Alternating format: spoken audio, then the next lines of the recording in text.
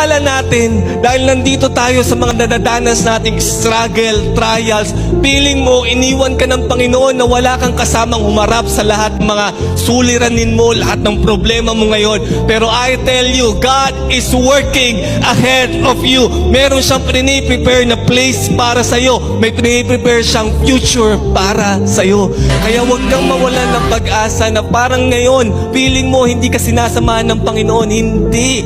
Andun siya sa future mo na kung saan dadalhin ka niya. Never God will leave you. Kahit in the face of your consequences, He will not be absent. He is working ahead of you. Kaya ngayon, huwag mong sukuan kung ano man ang nararanasan mo ngayon. Pinuno ka ng baha, pinuno ka ng problema. Don't worry. God is already ahead of you. Bakit? Alam niyang matatapos mo to.